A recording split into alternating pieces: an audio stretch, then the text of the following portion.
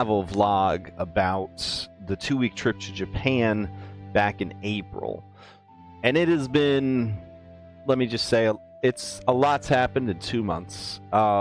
There's been a big IRL get-together. There's been a kid going off to college. There's been sick animals. There's been a funeral, trip to California, bringing the flu back from California, and spending 3 weeks having the flu and recovering from the flu. And then there's also extra life and just a lot. It's been a lot. It's been a lot in two months. And some things have to get set down before they can get picked back up again. And unfortunately, Travel Vlog was already struggling with the every 2 week schedule. So, hey, but that's okay. We're going to keep going, because why not? It's not like there's like a rule against it. So, when we last left off, we were in, I think we were in Mikawa and like, where else? Mikawa and Kanazawa? Yeah. Alright, so we were leaving off with us heading by bus up into the mountains to Shiragawa-Go for a day trip, and then taking another bus down the mountain to Takayama. It really wasn't down the mountain. I say down the mountain. It was just 2 more mountains, basically. We were in the central mountains of Japan. So, in the last 2 months, my family and I completed our digital scrapbook, which we then printed out and embellished to be a real scrapbook of our trip. And so I'm just going to use that as like the visuals for this Just Chat. So here we go. All right, so Kanazawa nights, last night in Kanazawa, good times. Went to a bunch of stores, had amazing sushi. Went back to our little tiny B&B in Mikawa. It was great. Then the next morning, we get up, we ride the train back into the city, and we have done our research. We were not able to get our luggage sent ahead to Takayama.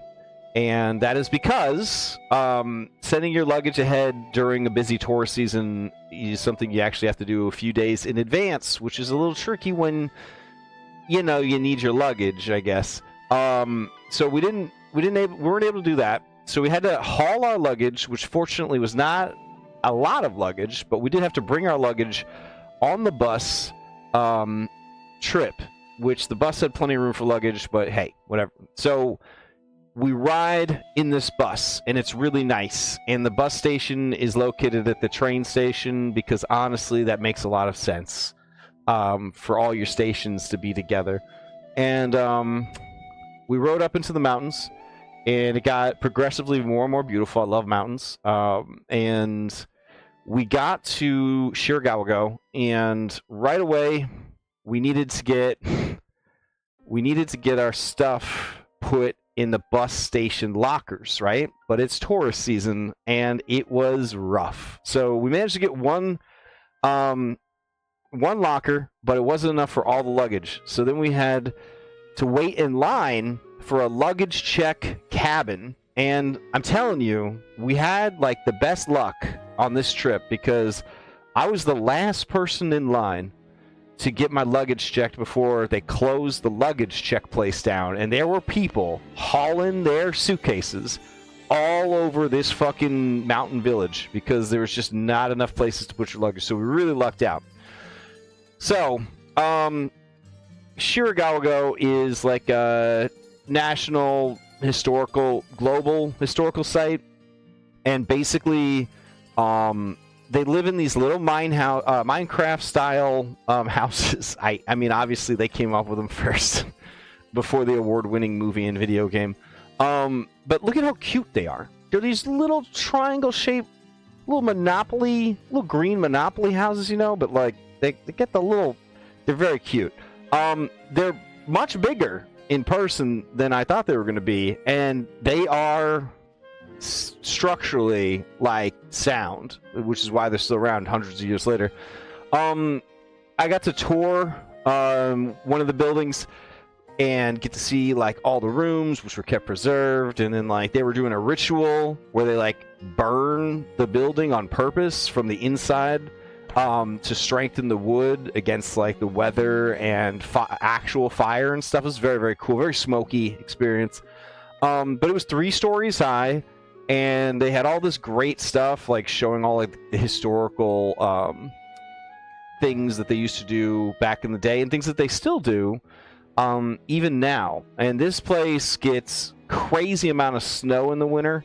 Again, this is April, and there was still a lot of snow. So in the winter, this place actually gets snowed out completely.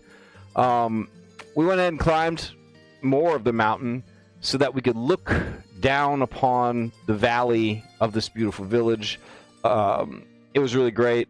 There was some delicious food to be had, amazing views to be had, and it just overall it was just a really incredible and beautiful experience.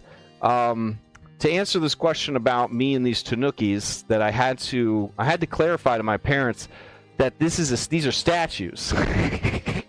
These are not real tanukis that I took my picture with. Now, in my parents' defense, they are well traveled, and like Australia has some pretty crazy animals, so there was a chance, you know, that maybe Japan had bipedal tanukis that worked at this tourist attraction, and I got my pictures. Anyways, yeah, it was so much fun, and it was very delicious food. Here's another one of the beautiful houses with the snow. We went to this ramen shop that was highly recommended, and once again, that travel luck kicked in. We were the last people to get seated in the restaurant before they get ready. Ran out of food. Yeah, that's right. It's like 1:30 in the afternoon, and they're like, "We're closed because we don't have any more food to make." That's a good problem to have, I guess, as a restaurant. And then we got some of this renowned pudding that they make in Shiragawa-Go, and it was really good. It was really good. There was vanilla, strawberry, and coffee.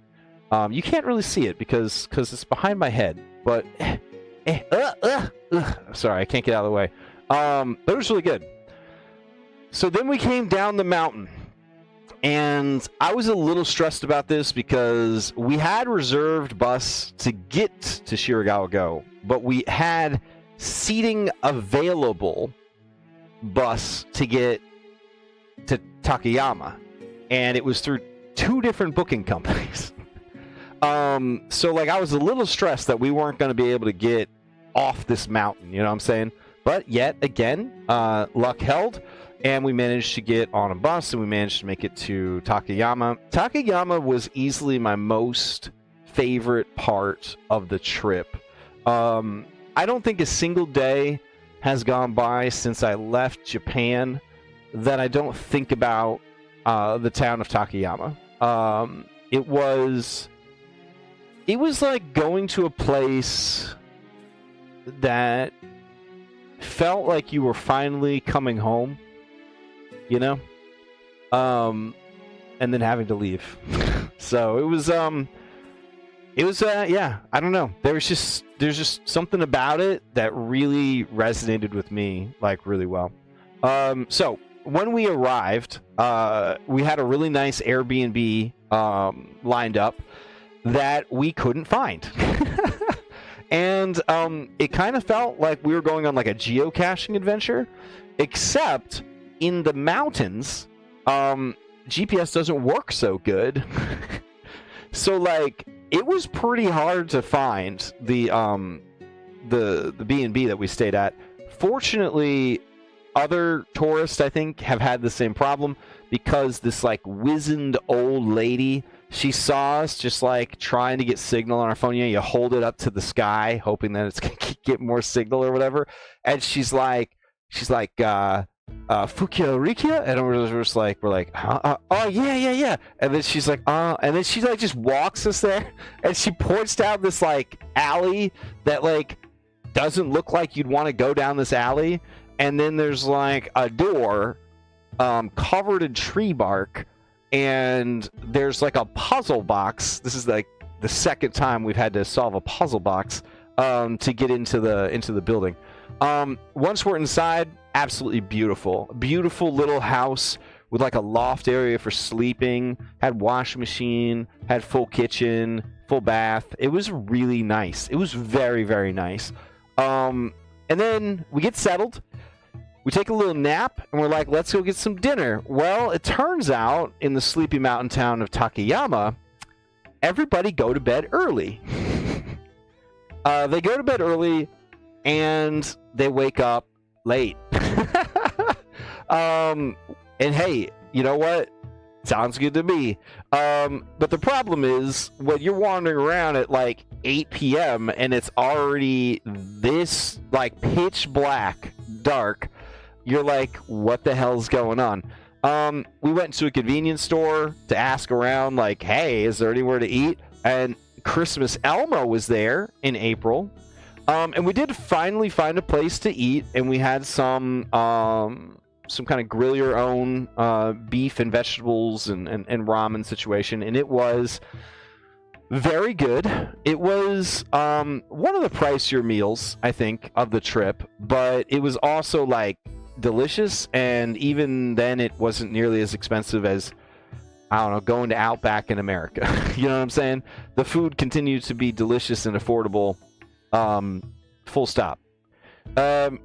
We were taking pictures of signs so that we could sort of navigate our way back, because the GPS didn't work reliably. So we were actually like photographing like the route we were walking so that we could like use the landmarks to navigate back. And I will say that after dinner, with barely any streetlights in a strange town, we did manage to eventually find our way back to the very hard to find B&B, which was cool.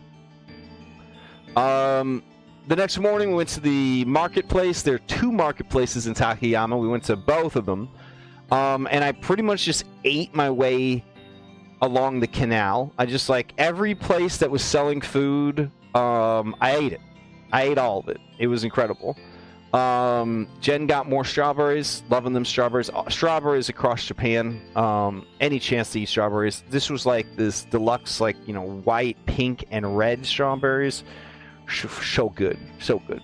But yeah, like the heat of beef, absolutely amazing. It was just good. It was just really, really good. We walked around town, looked at shops. This was a cat that was, I think, the owner of an antique store, or the mascot of an antique store. It was not a cat cafe, which we did encounter a couple of cat cafes that looked very enticing, but we just had other stuff going on.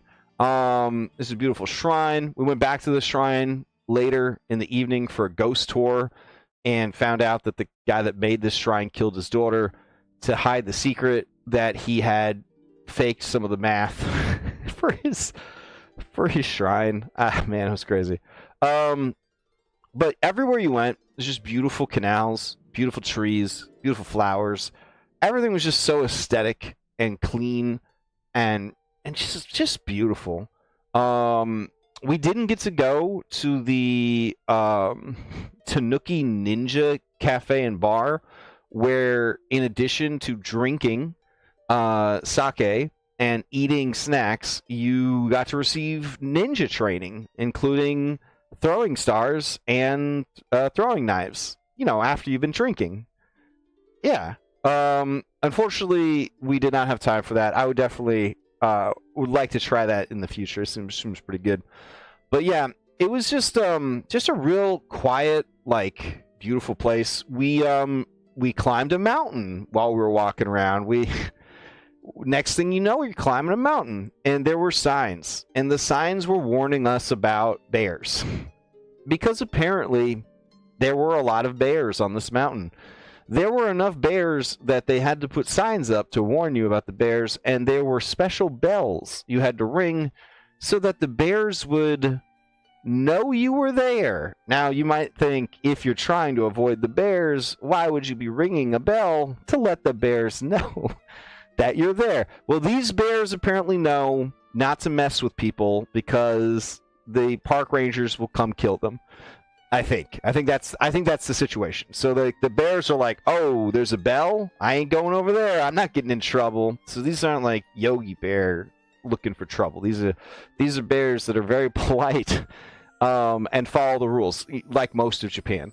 So of course I had to ring this bell, and I did ring the bell, and about 30 seconds later, what we thought was a bear came out of the woods to attack and kill everybody.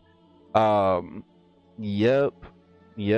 But if you look, you can see that this is not actually a bear. Let's see.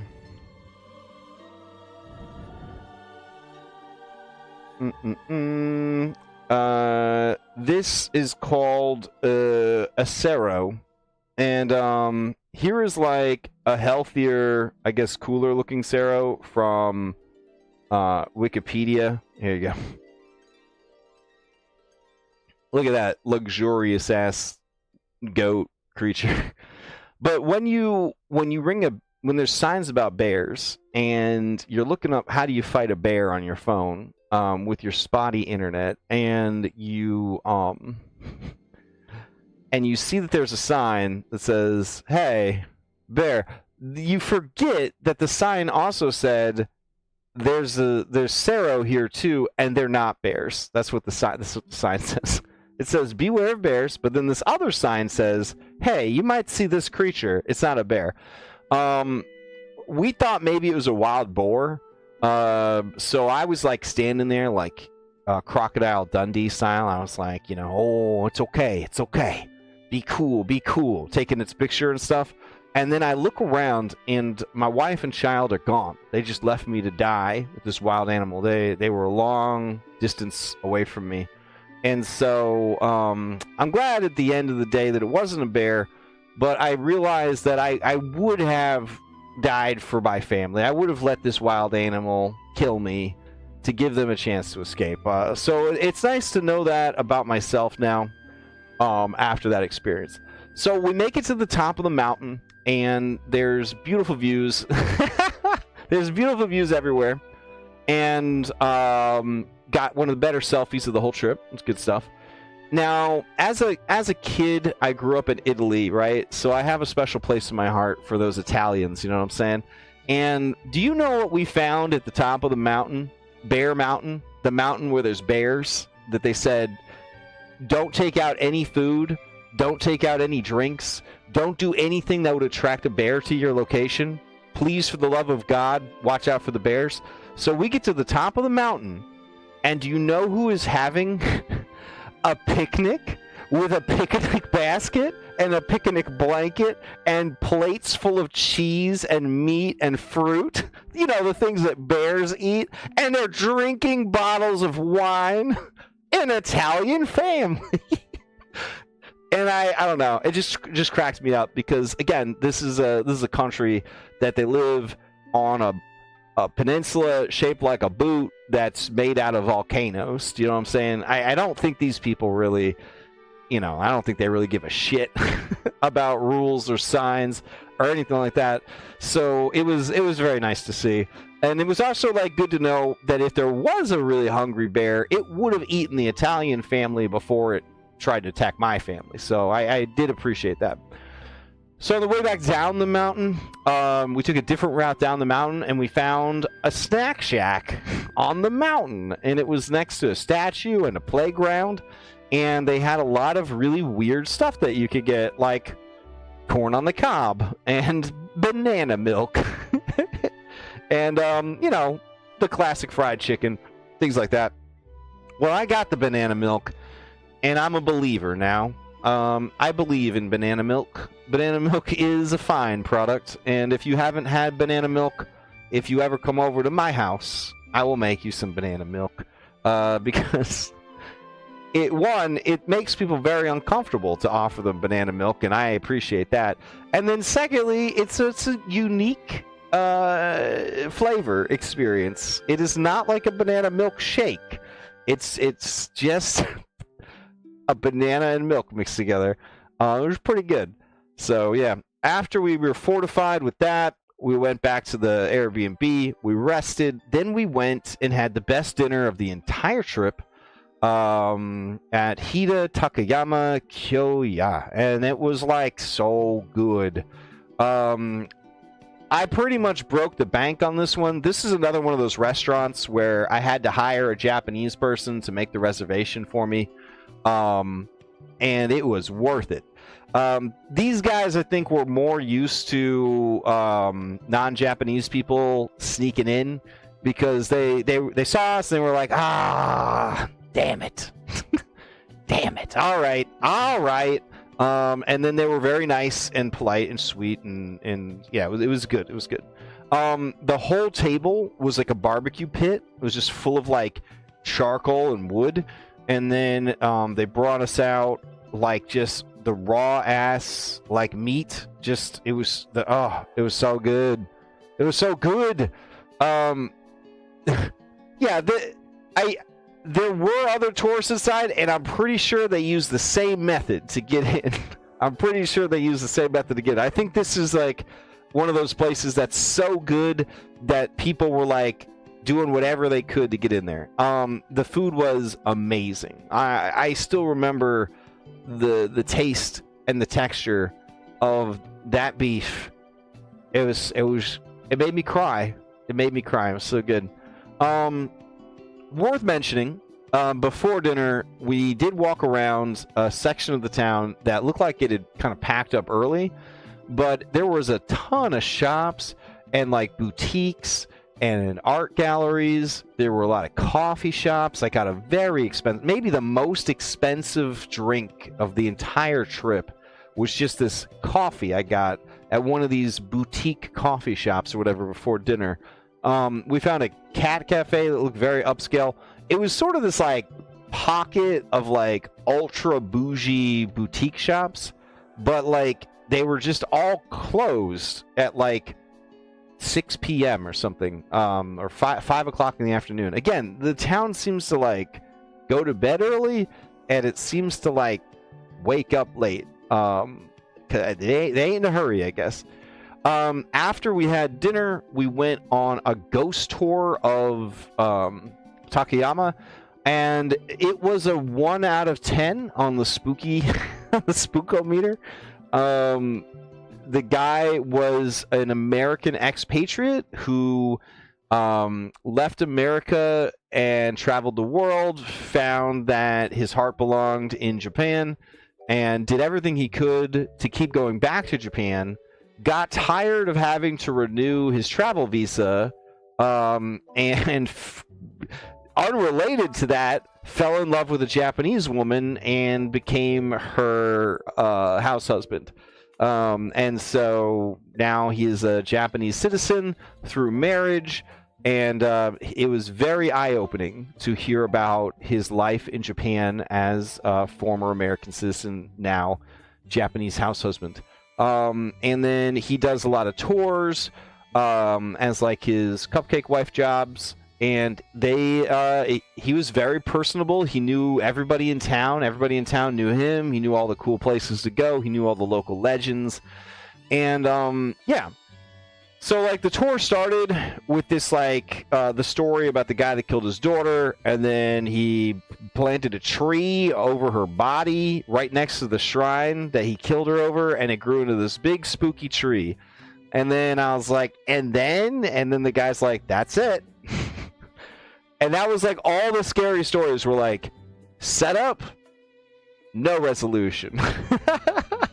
And you know what? After 3 years of Curse of Strahd, I'm okay with that. I've had enough spooky in my life. Maybe the scariest part of the ghost tour was climbing the hill of graves, like the graveyard hill, and going to this graveyard shrine. This is actually kind of spooky. Yeah, and so like when we kept laughing at his when we kept laughing at all of his not scary stories about, Japan, he was like, well, where are you guys from? And then we were like, well, we're from Maryland. And he's like, oh, is it scary in Maryland?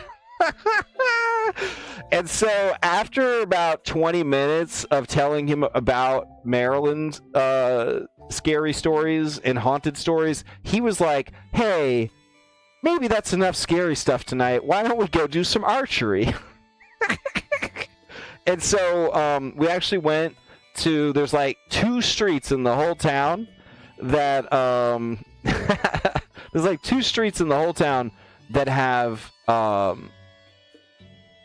nightlife activities, and I'll be honest, they did look pretty fun. There was like this one place where you could pet cats. It was called the well, I'm not going to tell it anyways, but we did do the archery, and it turns out what I already knew, that my wife is just a crack shot. Just any ranged weapon. It's like being married to Hawkeye. You know what I'm saying? You make her mad, she pick up something, a salt shaker, she'll throw it across the house, hit you in the head, you go to the emergency room. You know what I'm saying? Not that it's ever happened, but that's how good her aim is with any ranged weapon. It's incredible. So overall, just like a full ass day of like food and like fun and like hiking and wild animals and ghost stories and graveyards and archery. And it was just really, really nice. Then we headed back, and unfortunately, we then had to go. We had to leave, which was a bummer because I wasn't ready to go. I think I would have stayed in Takayama for like, I think I'd still be there, honestly, if I could figure out how. I had a really great time. So we left Takayama, took a series of trains, and ended up in Kyoto. So yeah. We're at 30 minutes. We could stop here, or we could just jump right into Kyoto. Kyoto's kind of big, though. I feel like Kyoto should probably have its own stream. Yeah, probably. Anyways, so that was Shiragawa-Go and Takayama, and they were amazing. And then that ended our first week in Japan. And then from that point on, it was time for the rest of our trip, which was Kyoto, Osaka, back to Tokyo. And we went to Universal Studios Japan. We went to Disney Sea Japan. We just saw a lot of amazing stuff and did a lot of amazing stuff in those the 3 major cities. And as much fun as it was, as much as I enjoyed it, I kept finding myself missing that sort of like slower pace and that sort of small town charm that I had encountered in Kanazawa, Mikawa, Takayama, Shiragawa-Go. Like, I liked that. I liked that. When maybe, I go back to Japan, I think I would focus more on like those smaller towns, like just to see like a quieter, more intimate, I guess, view, right? Like, because the tourist stuff was great, but like, I don't know, it was nice. Do one more. Okay. We will do the first day in Kyoto. All right, that's fine. All right, so we left Takayama. We took a train, and we had to take another train, and then we finally got to Kyoto. When we got to Kyoto, the first thing we had to do was go to our ramen making class. Look at that adorable photo of us at our ramen making class, and we made some bomb ass ramen. I'm not gonna lie. Ramen making class with Sensei Fukuroda was probably one of the highlights of the trip, but it was also like, I'm going to be real with you, it was probably one of the most expensive things. It was more expensive. It was more expensive than going to Disney to take this this ramen cooking class, but it was really cool, and we got some really cool souvenirs from the class. And I don't know. We all like food. We all like ramen. We all like cooking food. So it was a really fun thing to do together. It was one of the most touristy, but also like the most like you took a trip to Japan type things. It was a joy. Also, street level of this hidden underground ramen school was a Mr. Donut. Now, Mr. Donut is like, what if Krispy Kreme was plus ultra? Do you know what I'm saying? What if Krispy Kreme went harder than they already do? Do you know what I'm saying? Now, Japan's got Krispy Kreme, but like, Mr. Donut was like, I'll show you how it's done. Hold on a second. Mr. Donut was phenomenal. And I'm not going to lie, I had Mr. Donut before ramen class, and I had Mr. Donut after ramen class. I couldn't get enough of that delicious Mr. Donut. Anyways, after that, we did some more laundry, because that's what happens when you pack light. You have to do a lot of laundry. And we were tortured by the very slow dryers that use gas because we care about energy and the environment, I guess. Anyways, then we swung by the Pokemon Center, Kyoto. I think they only have one. And this is when I learned that Go Taxi does have some special secret rules and limitations that I was not aware of until we got to Kyoto.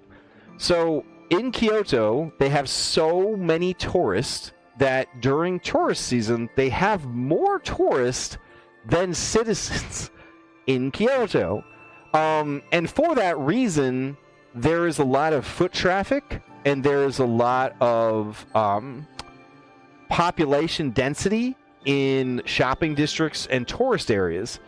In fact, they monitor that, and they become no taxi zones. Yeah, I didn't know that. So, like, there are certain places, like right outside the Pokemon Center, where you're not allowed to summon a taxi. Now, you could grab a taxi, but you can't summon a taxi. Well, here's the thing. You're not supposed to use Go Taxi, as we've discussed in previous streams. Go Taxi is a secret, Japan only. You can only install the app inside Japan, program. So, like, yeah. If something goes wrong, they call you.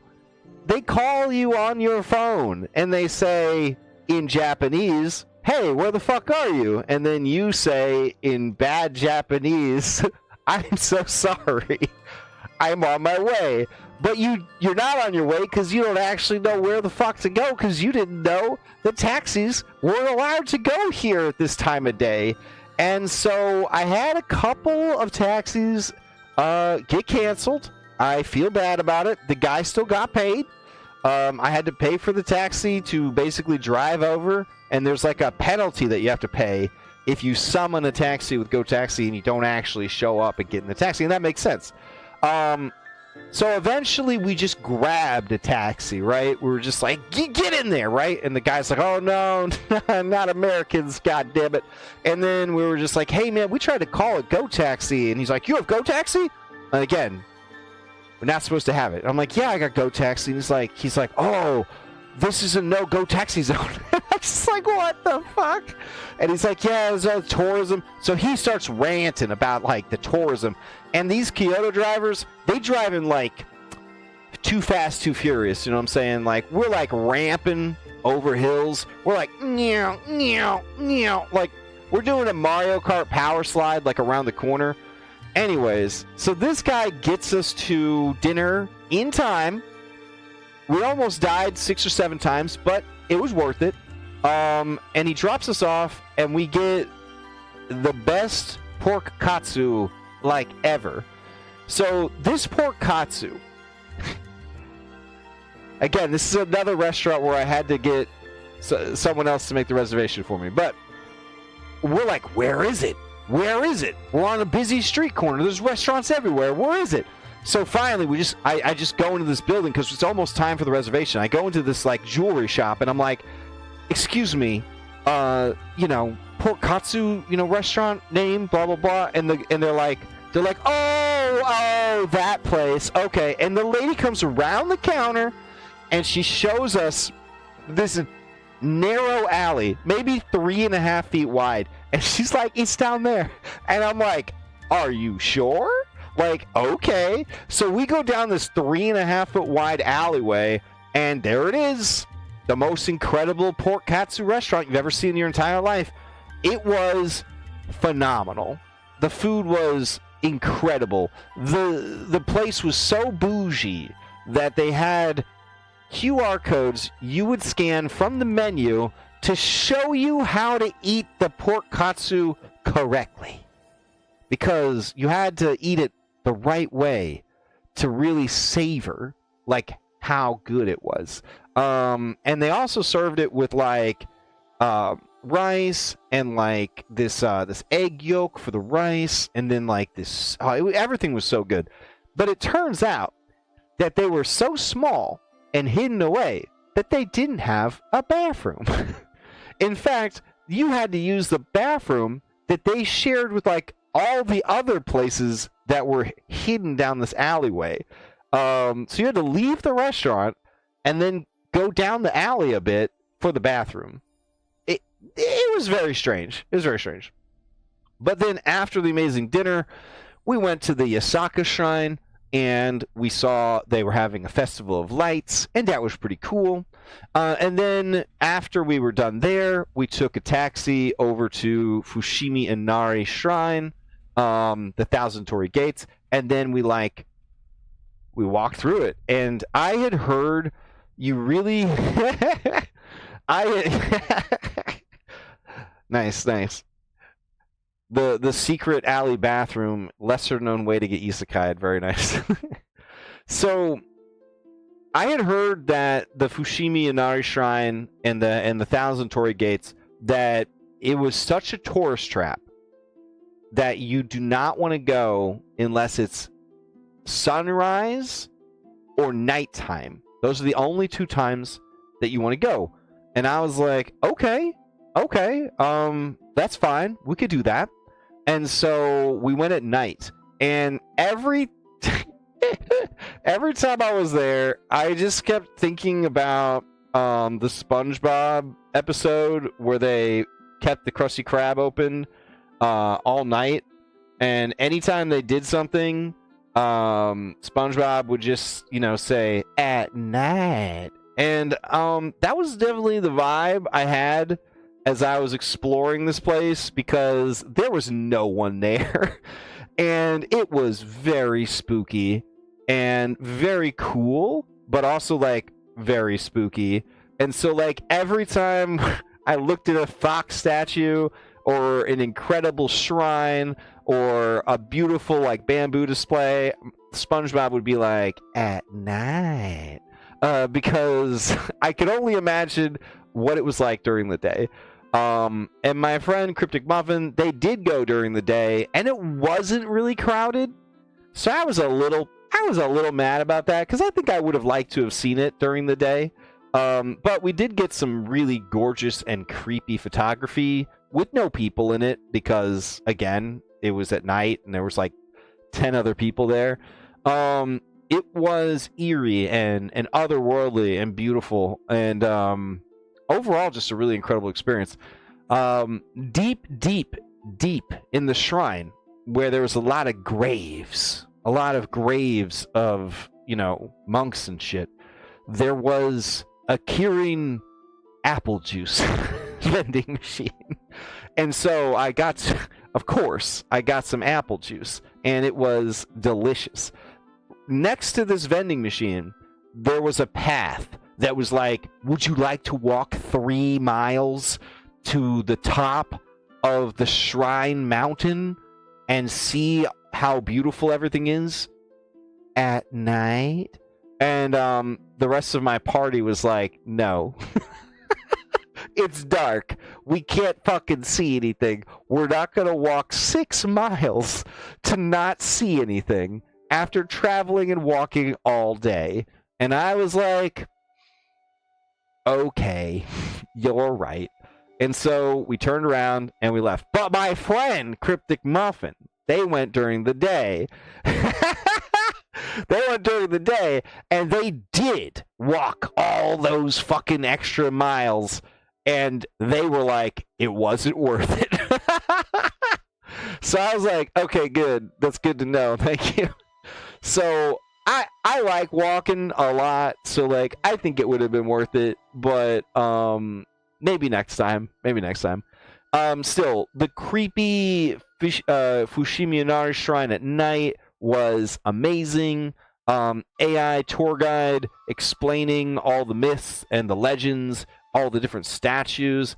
The fact that there are 2 different types of fox demons. There's the mischievous fox demons who hate humanity and are always trying to screw you over and give you a good excuse for your wife if you come home very drunk and were spotted with a sexy lady. It was a fox demon, obviously. But the other type of fox demon is the accountant, who loves money. And they work for the god of money and commerce, and they do celestial taxes. See, you can see he's got his like little apron on. He's ready for work. He's got his little imperial stamp. He is going to do some fucking taxes, baby. Other foxes are out there shape changing into women, you know, bamboozling people, misleading people, being evil. Nope, not these foxes. These foxes are doing your taxes. So I did think that was really cool. All right, so then the next day, we woke up at, I don't know, 5 o'clock in the morning because, just bear with me, because all the research I did said that if you want to go to the Arashiyama Bamboo Grove, you have to get there at sunrise. And I'm like, okay, whatever you say, buddy. Whatever you say. So, I woke my family up at 5 o'clock in the morning, and we hopped on the earliest goddamn train. And you want to know what was crazy? That train was full of fucking people. Because this time, the internet's advice was correct. The train was full of people. I'm talking like a full train at 5:30 in the morning.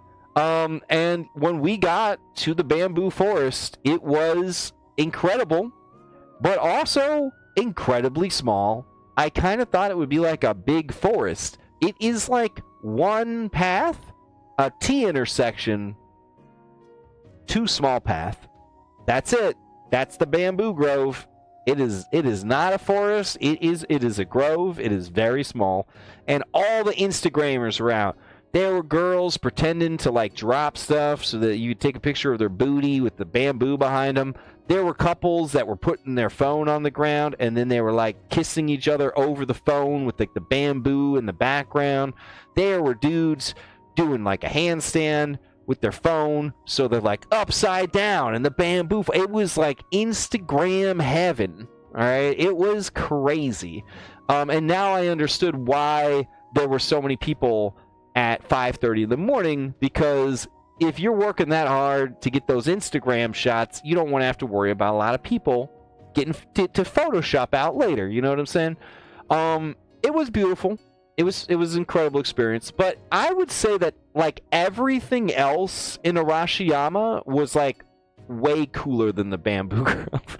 Like the Bamboo Grove was like, okay, that's some tall bamboo. Shrug. But the actual like mountainside, like the region, the river, oh, it was so beautiful. One of the best days of the trip, in my opinion. We found a hidden shrine of the god of hairdressers, which I don't know if you can see, but this dude's got amazing hair that is like going all over the place, like 2 snakes. It's got Sailor Moon pigtails. And people, hairdressers would travel apparently from all over Japan to pray to this guy for success at hairdressing, hairdresser career path, hairdresser school, opening a new salon. You better go visit this guy's shrine. It was very interesting. We found like a Buddhist like cemetery, which was hauntingly beautiful, and no photographs were allowed. And there was like a whole shrine for like dead babies, and it was like full of toys and like stuffed animals. It's very haunting. And one of the things that we were trying to find was the Goji Temple, which is the moss temple, right? So we were trying to find this moss temple, and everywhere we went, and we went a lot of places. I think we walked like 10 to 20, something like that. Hold on. We walked 9.99 miles and climbed 68 floors today. We eventually found the Moss Temple. And if you like moss, it was the most incredible experience. I like moss a lot, so this is very exciting for me. It honestly, I don't know what I expected, right? When I heard about this Moss Temple, I was excited about it. If you go back and watch like the preview video of like, this is what we're planning to do in Japan, I talk about the Moss Temple, and it was pretty cool. Like it was pretty cool. The moss was very beautiful, very soft. We put up little frog shrine, because frog means like safe travel, right? And so we put up like a little shrine board, and we got some like shrine charms. It was just really nice. It was really nice.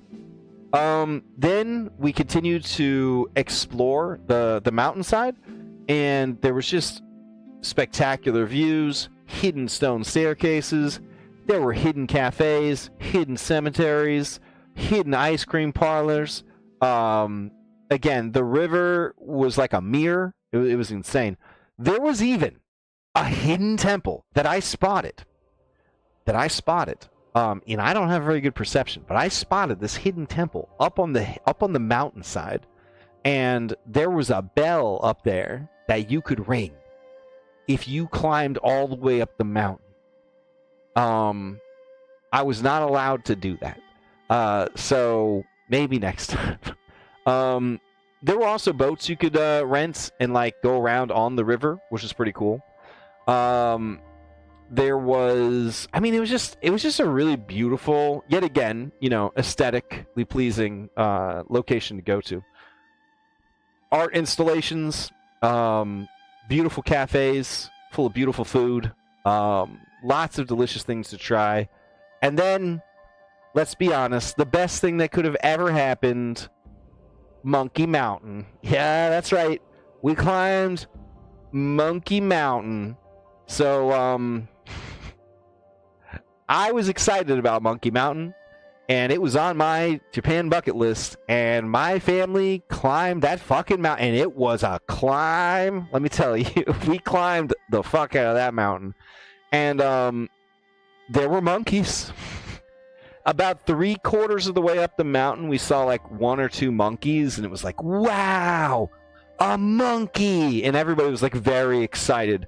When we got to the top of the mountain, there were so many monkeys that everyone was like, oh shit, monkeys, whoa, that's a lot of monkeys. And there were a lot of monkeys, and it was awesome. It was so cool. I got to feed the monkeys. The monkey that I fed was extremely polite. He would politely put out his hand, he'd tap it, be like, give me some more of that food, you know what I'm saying? He would look left, and he'd look right, he'd eat the food, make sure no other monkeys got it, and then he'd tap me, and he'd put his hand and say, more, need some more food. Very, very polite young monkey. There was also a lady that was like, everyone, please do not get too close to the monkeys. This was all in Japanese, but she's like, don't get too close to the monkeys, okay? Whatever you do. And I'm like standing by the shop, right? Away from the monkeys, I think. And she's telling me to watch out for these monkeys. And like someone's unattended child is like leaning like next to me, right? Like leaning like on my leg, like on the pole, like the of the building, and I'm like, I look down, it's just a monkey. Like there are monkeys everywhere. These monkeys just did whatever the hell they wanted. It was very, very cool. And apparently there was like mass feeding time. I was inside doing private feeding time when mass feeding time was going on. But Jen and Basil said that mass feeding time was a spectacle. Let's just put it that way. So we finish our time at Monkey Mountain. We get a view of Kyoto. Kyoto is massive. From the top of Monkey Mountain, it just sprawls. It just sprawls out everywhere. And then it was time to go to dinner. Now, I have mentioned getting chicken kebabs. Since we arrived in Japan, I was like, don't worry, guys. One of these nights, we're going to get chicken kebabs, okay? I've heard it's a very quaint, like, down-to-earth, like, classic dinner, right? Like, just chicken kebabs. And I was like, this place, it only does chicken kebabs, and you get different kinds of chicken kebabs. And as an American, let me tell you, as an American, when you say that you get different kinds of chicken kebabs, I think we all know what I was thinking, right? Like, oh, different sauce. Okay, so it's going to be like a barbecue chicken, and it's going to be maybe a ranch chicken, I don't know, a fried chicken, a grilled chicken, chicken meat prepared different ways, right? That's not what was happening. So at this chicken kebab place, which again only caters to Japanese people, so they went and got the only American, like the only English menu they had out of the back. The real claim to fame here is unlimited alcohol drinks, which pretty exciting. I like the taste of alcohol, even though I can't get drunk from alcohol at this current time. So like I was like slamming them. I was like, yeah, bring it out. I want to try it. Oh, I want to try that too. I was trying all the drinks, trying to get my money's worth because the chicken variety was not from flavor. It was from parts of the chicken. So we had 7 different kebabs. And somehow we lucked out. We didn't get the chicken beak kebabs or the chicken feet kebabs, but they could have been. They could have been in the 7 varieties of chicken that we got. As it was, I think we had chicken hearts, chicken livers. We had, I think, 1 kebab that had chicken thighs. That was pretty exciting. What you're seeing here, it was like leftover chicken made into a chicken sausage. Yeah, there was a gizzard kebab. It was just like, here's the gizzards on a stick. I was getting nervous, right? Because I was reading the menu and I was like, oh shit. There could be one that's just feet, y'all. There could be one that's just beaks. Like, anything's possible here. Anything's possible. And, like, we're trying so hard, right? We're trying so hard to be polite. And everyone's like, eventually, wife and child were like, I can't do it, dude. I can't do it. I can't eat any more of the parts of the chicken that I've never had to eat before, and I'm not going to. And I'm like, don't worry, I'll eat it. And I'm just like, and it was not great. It was actually, and by no fault of their own, right? Because like everyone there at the restaurant, everyone at this restaurant was like very happy.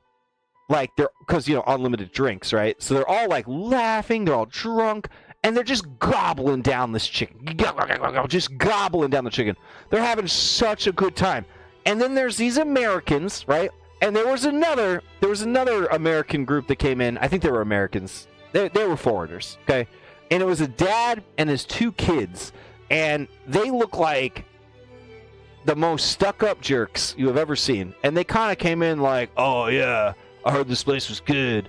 And then they're like, do you have a reservation? And they're like, whatever. I see you got an empty table. Like, it was crazy, right? But, like, everyone else, right? The Japanese people that were there, they were, like, so happy to be there and having such a good time. And they really loved the food. So, like, not their fault. Definitely a food culture thing. But it was the worst meal of the trip. It was maybe worse than the bad meal at the airport. Like, it was just not great on a texture level, on a I don't like eating these parts of the chicken kind of level. But still a nice place, and like it was cool. It was okay. But that meant that I really had to make it up to my wife the next day, and that's why I took her to the finest dining in all of Kyoto, maybe all of Japan. First Kitchen. First Kitchen is Wendy's, but in Japan. They call it First Kitchen. And, like, wow. It was really, really good. I'm not going to lie to you. It was the best fast food. It was the best fast food I've ever had. It was incredible. So, that next day in Kyoto, we were actually supposed to leave Kyoto and go to Nara. But, like, we were, like, kind of tired of doing stuff, and nobody wanted to do any of the cool things there were to do in Nara, like ride a dangerous sky cable car or climb another mountain or anything like that. They we don't want to go to Nara. I don't want to get bit by a deer. You know, I don't want to ride on 3 different trains one way and then 3 different trains another way. So I canceled the Nara stuff, and we just spent the day shopping and wandering around. And it was actually like really, really nice to like not have to like go anywhere or do anything and just kind of like enjoy the city and just kind of like experience it, right? So we went to another Pokemon Center because Kyoto actually had 2 Pokemon Centers. And then we went to their big shopping mall, the Nishiki Market. It was incredible. We went to a mini Shibu Inu like cafe, and it was really nice. I got a bath from Shibu Inu that was the size of my pug, and that was really cute. And mostly though, you just watch these dogs. They're very like skittish, and it was like the rules were like, you don't touch the dogs unless the dogs are touching you.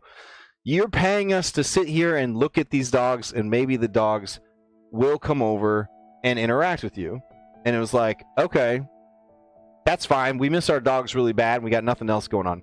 There was also like an owl cafe. I think there was like a snake cafe. We went to like an anime store, went to a video game store. We went to a lot of anime stores. We went to a lot of fashion boutiques. Went to a really cool sticker shop. Man, it was awesome. We also went to Edion department store. And when I studied Japanese in college, Japanese cultural studies in college, they talked about the department store, right? And you play Pokemon, right? Department store, right? Oh, I got all this shit in the department store.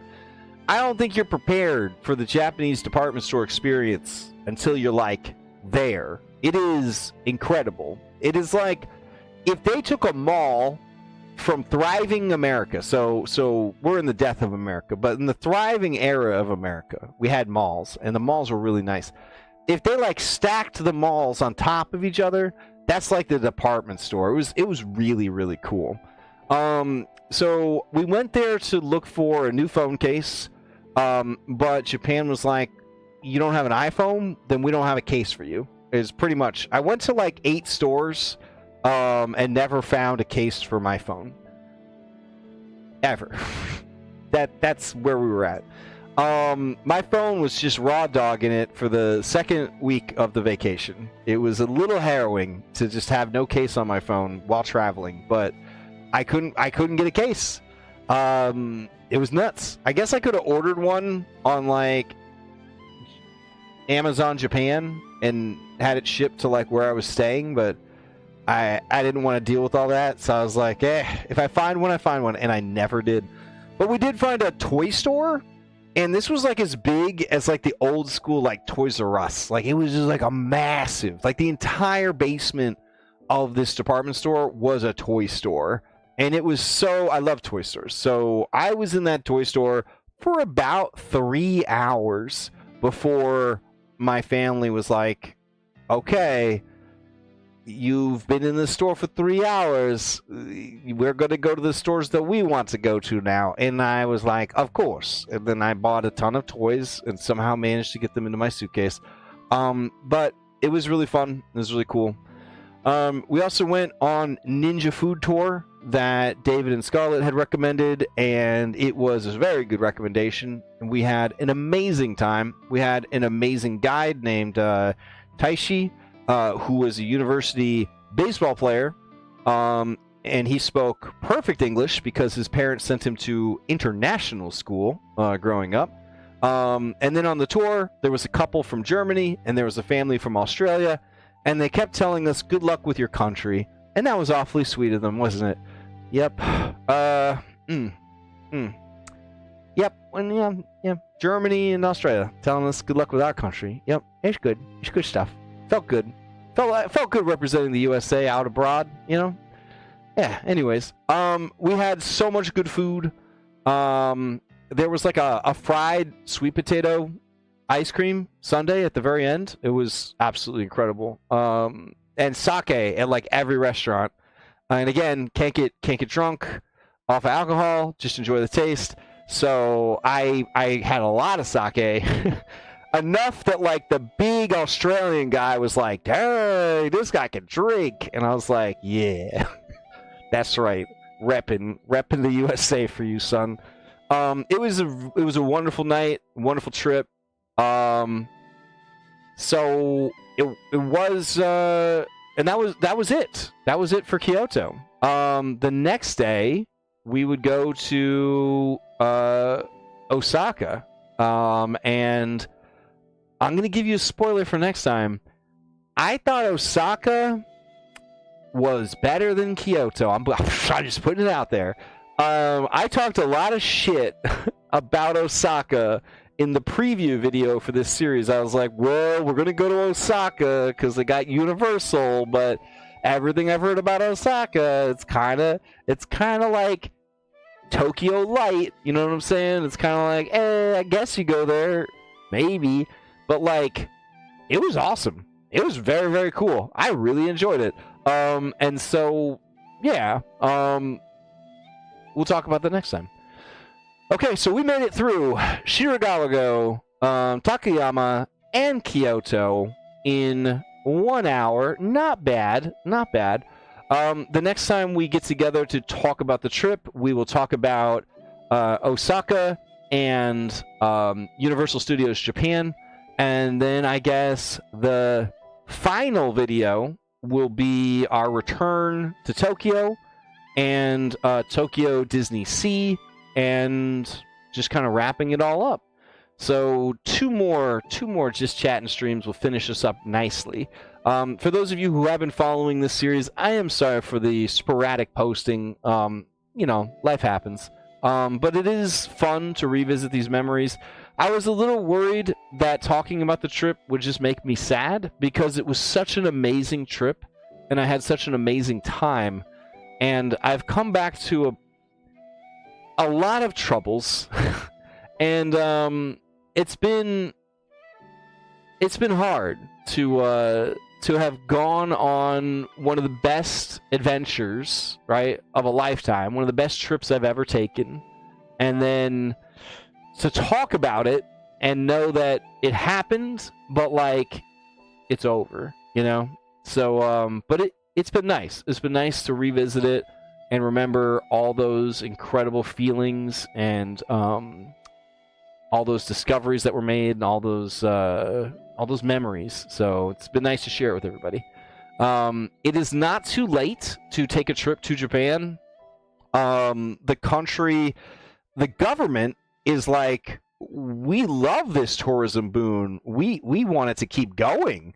And then the citizens are like, we're not so sure anymore how we feel about it, but now that it's starting to slow down, we do kind of like that money, so maybe. So, like, there are very cheap flights to Japan right now. I think they are subsidized by the Japanese government or the Japanese, like, tourism industry. Because I was just talking to my sister, and they have some round-trip Japan tickets for $800 right now. That's crazy good. So, like, it is not too late to get over there and, experience Japan before things really start to, like, shift and change. I know that Japan's going through a lot right now as far as, like, finding people to work jobs and population stuff and trying to figure out their place in, like, globalization and the, all that. So, like, this is, I think, a time that is still, like, really good to head over and experience it if you can. But otherwise, I plan to go back eventually. It was, not anytime soon, but I would like to go back again. All right, that's it for now. We'll talk about Osaka, and maybe we'll just do everything in one go. Maybe Osaka and Tokyo next time. All right, hope everybody has a good evening, weekend, night, whatever, and I'll see you next time.